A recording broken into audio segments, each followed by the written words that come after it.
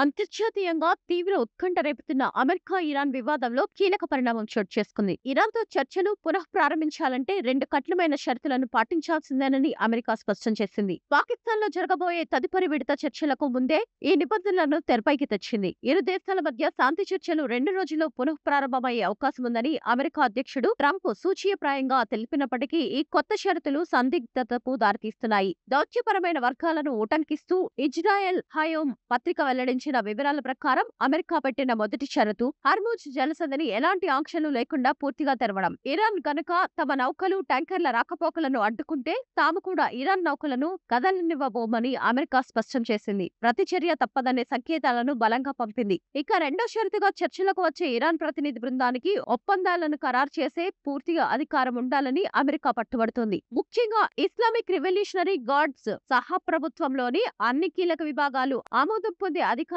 ఆ బృందానికి ఉండాలని స్పష్టం చేసింది. ఇస్లామాబాద్ లో కుదిరే ఏ ఒప్పందానికైనా ప్రభుత్వంలోని ఉన్నతాధికారులందరి సమ్మతి ఉండాలని కోరుతుంది. అమెరికా ఈ షరతులు పెట్టడం వెనుక బలమైన కారణం ఉన్నట్లు తెలుస్తోంది. ప్రస్తుతం ఇరాన్ ప్రభుత్వంలో అధ్యక్షుడు మసూద్ పెజెష్కియాన్, విదేశాంగ మంత్రి అబ్బాస్ అరాక్చి వంటి రాజకీయ నాయకత్వానికి ఐఆర్జీసీకి మధ్య విభేదాలు తీవ్రస్థాయికి చేరినట్లు కథనాలు వస్తున్నాయి. ఇటీవల పాకిస్తాన్ లో జరిగిన చర్చల్లో అమెరికాకు సమాధానం ఇవ్వకుండా రాజకీయ ప్రతినిధి బృందాన్ని ఐఆర్జీసీకి చెందిన ఇతర సీనియర్ అధికారులు అడ్డుకున్నారని సమాచారం. ఈ నేపథ్యంలో దేశాన్ని పూర్తి ఆర్థిక పతనం నుంచి కాపాడాలని అధ్యక్షుడు పెజెష్కియాన్ పార్లమెంట్ స్పీకర్ ను కోరినట్లు వార్తలు వచ్చాయి. ఈ అంతర్గత గందరగోళం కారణంగానే ఒప్పందం చేసుకునే పూర్తి అధికారంతో వస్తేనే చర్చలుంటాయని అమెరికా స్పష్టం చేసింది. గత వారంలో పాకిస్తాన్ లో ఇరు దేశాల మధ్య జరిగిన తొలి విడత చర్చలు ఎలాంటి పురోగతి లేకుండానే ముగిశాయి. దశాబ్దం తర్వాత అమెరికా ఇరాన్ అధికారులు నేరుగా చర్చలు జరపడం ఇదే తొలిసారి. ఇప్పుడు పాకిస్తాన్ చొరవతో ఈ వారంలోనే రెండో విడత చర్చలు జరిగే అవకాశం ఉందని రాయిటర్స్ వార్తాపత్రిక పేర్కొంది. అయితే